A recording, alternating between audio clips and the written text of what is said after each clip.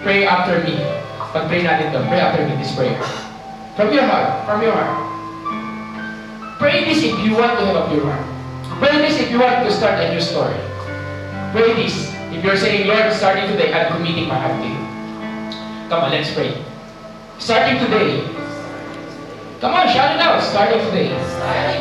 I'm committing and recommitting my heart, my purity to the Lord. May the Lord prepare me. Come on, shout it out. May the Lord prepare me, preserve me for the right person, for the right time.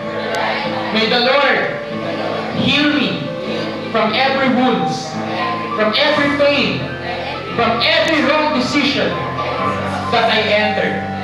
And starting today, I am starting a new story. I am letting God, come on, shout it out. I am letting God, watch me, I am letting God to write my own love story. Come on, come on. Thank you, Jesus. Thank you, Lord. God, we come before you, and I will let you write our own love story. We love you, Jesus. We love you. Amen. Pwede mo palakpakan natin Panginoon? Come on. Pwede mo lang pakakas mo, Lord. And, ayaw mo mapakan. And as we end. Okay, look at me. Just give me 2 minutes. Okay, pwede ba ba? 2 minutes. Okay, look at me. Hey, awareness, accountability, and act. There's one thing that sometimes we are so afraid of doing, and that is telling the truth to the people. Kasi meron tayong mga ginagawa mga kababadaghan. Alam niyo ba yun? And that is, parang nakakatakot. Actually, that's transparency. That's, let the people know. Let the people know what are you experiencing. Let the people know what are you entering. Let the people know. Young people, God loves you so much. Amen? And we are here. This church exists so that everyone here will be healed and restored. And simulan ko sa pagkikaanin sa inyo. Today, yung bracelet? Itong bracelet, hindi naman kayo. Okay, today, this bracelet was given by a very special person. And this is, wala sa plano to, pero siguro panahon na rin.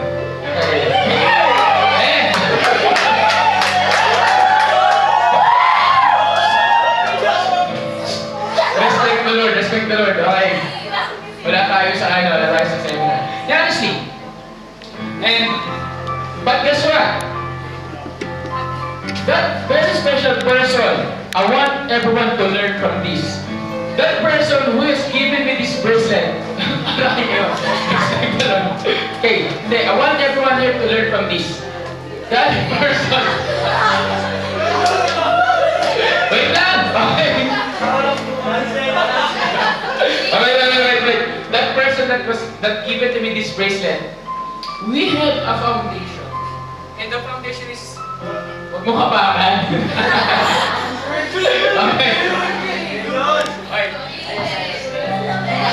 Okay. That person wala. Ayaw na sabihin. Okay. That person that given me this bracelet, we have this foundation. Every young people needs to know this. Everyone here needs to know this. We have this foundation and we have this solid foundation. And that is friendship. That is, I've been leading this person for a very long time. The question is this, yung tao magpapasok sa buhay mo, nililid ka ba? Binibuild up ka ba? And I will tell you, this person, parang kaming kape at tinapay ba? Kape at gatas, mantika at tubig. I will tell you, this person cried to me a lot. And you will not like what is yung na-experience itong tao nito. Why? Because this is the only way I can build her up. And I've been leading her to become the woman of God that assigned her to be. And the person that started with someone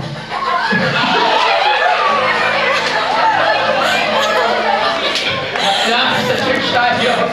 The person that started that, I just want to say, I am committing my life to the church.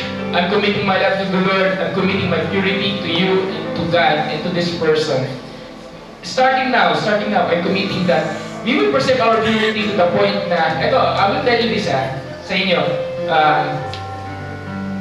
I'm rewriting my story of purity with this person. I'm rewriting this story. Ano yung ibig sabihin?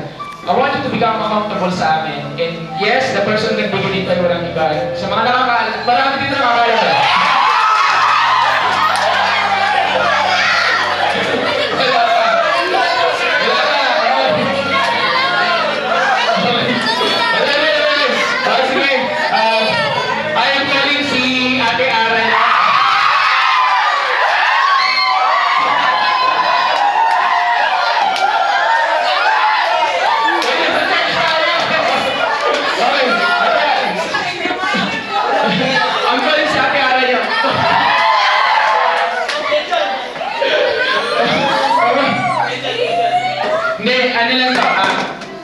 She's the person who gave me the bracelet. Hindi, you need to hear this, okay? Stop, leaders, yan leader.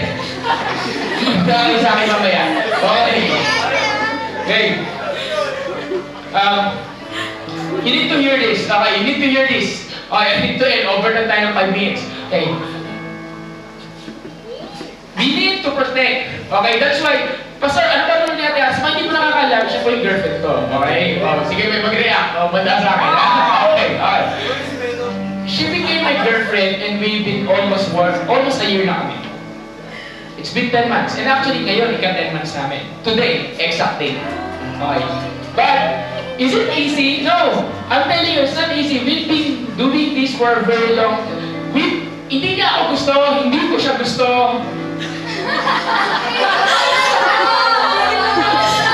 Honest! Gusto niyo maglokota? Hindi, that's true. Hindi ko siya gusto, hindi niya ako gusto. Totoo.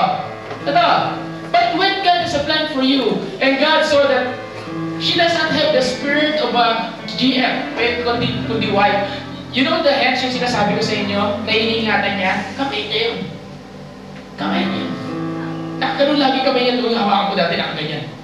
Ganyan. Honestly speaking, because she's preserving her health. And that's how she preserve her heart and purity. And I will tell you, with you as a witness and God as a witness, I want to introduce you that you will be accountable to us. Because you are the church. You are the church. And yes, indeed, she's the whole pastoral ng church. Pinasok ko yung relationship because I'm preparing a co-pastora for the church. I help her, not a girlfriend. Bakit ka pumapasok sa relationship? Para magkaroon ng ibo-ibo? Ka-holding hands? Ka-ilalim? No! I want to show you something that you will enter only a relationship when you know the purpose of it. Not for the sake of you just being in love. There's a purpose for it. Amen ba? Amen! So, can we give him a clap of cooperation? My Lord, thank you for everyone. And can you raise up your two hands right now? I declare blessing upon you, that the blessing of the Lord be upon you. Come on, receive this. That you are ahead and not the tail. That you are victorious and not defeated. That the Lord leads you all the way. That you are highly favored by the Lord. That I declare life and not death, healing and not sickness. I'm declaring blessings and provision upon you. I'm declaring provision. I'm declaring protection. I'm declaring victory and not defeat. You are the head and not the tail. You're above and not beneath. And I'm declaring that the face of the Lord will shine upon you. And you will have a pure heart after this moment. Thank you for this moment. Thank you for this wonderful moment, O Lord. We love you. We give you glory. In Jesus' name. Amen. Amen.